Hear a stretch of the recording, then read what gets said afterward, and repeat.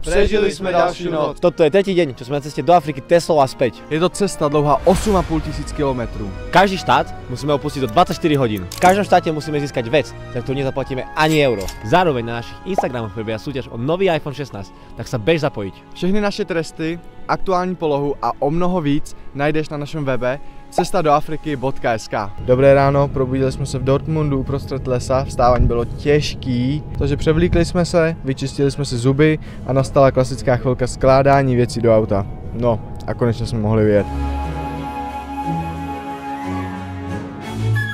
Rekapitulácia. A jak jsme se sem dostali? Zobudili sme sa v Duškovej vile, mali sme iba 3 hodiny na opustenie Česka. V Erfurtě nás čekali tásky, které nebylo vůbec jednoduché je splnit. Objavili sme miestny podnik a ochutnali sme lokálnu špecialitu a to úplne zadarmo. Pak už nám bylo třeba se jenom vykoupat a právě na to jsme dostali tip od místních. To, či to bol dobrý alebo zlý tip, ťažko súdiť. Po okúpaní nás čakala dvojhodinová cesta do Dortmundu, kde sme nevedeli, kde budeme spať. A to vy už viete, kde sme sa prebudili.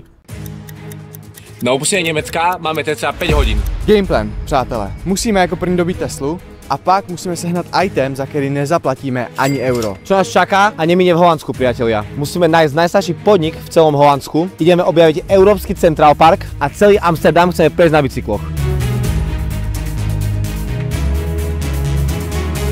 Takže priatelia, ešte predtým, ako sa presunieme do Holandska, tak tu máme ešte nejaké resty z Nemecka. Z každého státu si máme přivést nějaký suvenýr. Nám se povedlo vyměnit s německým kamionákem Plzničku za jejich tradiční pivko. Co to je za značku, nikdo neví, ale necháme se ho na horší časy. Tak, cez nemecké kontakty sa nám po 3 krajinách konec podarilo získať fixku. Poďme to odškrtnout teda. Poďme na to.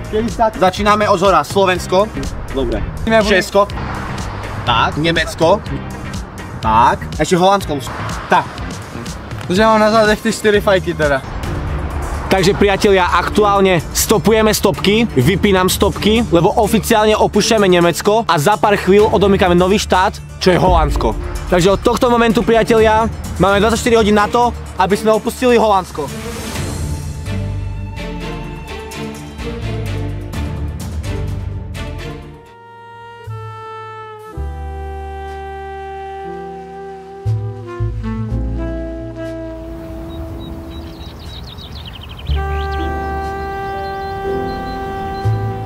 Přátelé, jsme u moře. Holandský moře normálně. Dokázali sme to. Nachádzame sa pri rieke Isel a ideme to trošku preskúmať.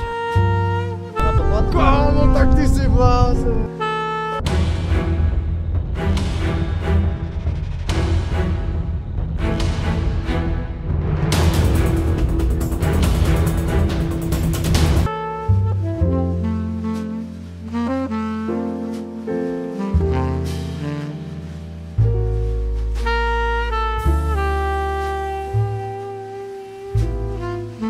Chceš si založiť firmu, živnosť alebo hľadať vhodné virtuálne sídlo? S týmto všetkým nám pomáhali chalani z firmy Vaše sídlo. A navyše sme pre vás dohodli zľavový kód TRIP10, ktorý keď zadáš pri objednávke, získáš 10% zľavu. Pokud řešíš jednu z těchto věcí, v popise najdeš web, kde můžeš kontaktovat kluky a oni ti úplně se vším pomůžou.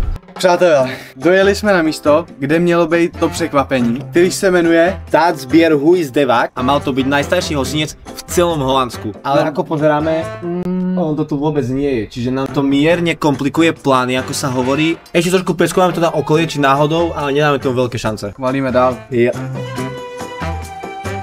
It's called De Waag. And it's beautiful. It's really beautiful. They got good beer. Okay, I know by experience. Some small thing, we have like... Veniš potom? Yeah, majú motor. I don't know if you... No, we must leave every country by 24 hours. So yesterday we need to be in Belgium. I have typical Dutch pop. It's a kind of candy, Yeah. but typical Dutch. So you can choose something from this box. Feel free, go through it. There's everything, go through it. Okay. Exchange. Yeah. Thank you so much. Okay, thank you so much. Good luck. Nice meeting you. Good luck. Thank you. If you're traveling, Thank you. drive safely. Yeah. Okay. And get safe He's the home. best driver for us. Safe home. Yeah. Thank you so much. Bye. Priatelia, extrémna zmena situácie. Potvrdila sa nám teória, že sme boli nesprávne. Ale pozitívna teória je to, že ten podnik existuje. Je 3 km od nás. A jsme tady natáčeli ještě nějaké věci a to. A přišel pán prostě, a že co tady děláme a to. A že tady právě měl být ten podnik. On říkal, že tady vůbec nic takového není, že tady je jeho barák, ale že je 3 km od nás. Zapracovali jsme trošku s našou kapezetkou od Jirku. Vymenili jsme páratka za Drop Mix Salmiak. Vôbec neviem, čo to je. Určite to ochutnáme. Natočíme z toho aj samostatnú ochutnávku na náš Instagram. Sladkosť, ktorú sa naozaj nedá absolútne nikde kúpiť, okrem Holandska. To říkal, no. Poďme to asi ochutnať, že? Lebo ide auto, takže musíme ísť. Utíkáme. Brácho, toto je Ale Devak. Devak všetci pozerajú akože 15 countries, 15 days. No, toto. Can you maybe give some advice about what's really good? With food or drinks? Drinks. All them drinks. So basically we have our own beer system. Okay. So one this and one this. Yeah, Okay. Thank you so much. Welcome. Okay. Toto je odporúčanie. OK. Vyzerá to masakrálne. Já jsem nikdy nic podobného neměl. To je belgické pivo. Úplně jinak než Plznička, úplně. Som vyrovnal sa trošku k tomu Guinnessu. OK, tak začnem týmto ja teraz. Toto je ich miestne pivko. Brácho, toto áno. No, tak tohle je takový vodostý. A toto je také viac ovocné mi príde. Ale mne možno toto chutná víc. Nie toto. Ale za mňa to nemá absolútne paknúť. Po smeli, ani po ničom.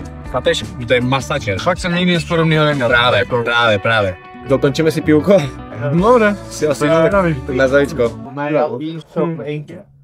Niekto predsa musí šoferovať. Tak.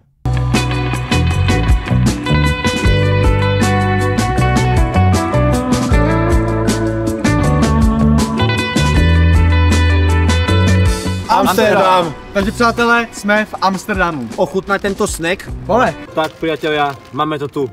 Jdeme ochutnat dobrutky, co jsme dostali od místních. Podľa informácií, čo sme dostali od miestnych, je to sladkosť, ktorá sa dá kúpiť iba v Holandsku. Jdeme na to. Máme na to proste. Jen si čuchni, kámo. Tohle je hardcore, jakože vypadá to.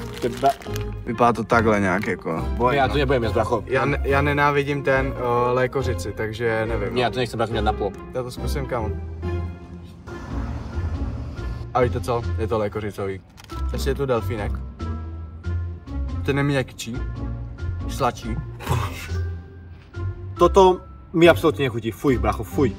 Ten nechuťárna, kámo. To je bracho, to Já to nedokážu popsat, nedokážu to přenést do kamery, ale fakt silná lékořice, ještě s kombinací s něčím nechutným.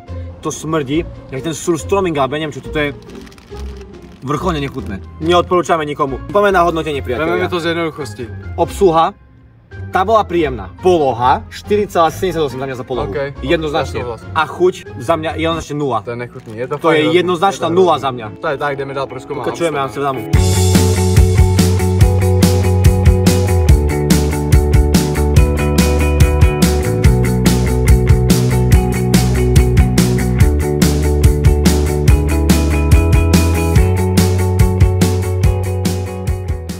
Jsme poděkovali českým sponzorům, děka kterým tato cesta se mohla zrealizovat. Asi bych začal Artstonem. Děkujeme moc za sponsoring téhle celé série. Zabývají se dekorativníma panelama, takže si designujete svůj barák, interiér nebo i exteriér, tak určitě doporučuji mrknout na jejich web, najdete ho v popisku a věřím, že dokážete dost oživit své prostředí, v kterém se pohybujete. Ďalej bychom chceli poděkovat chalanom zo Selexu.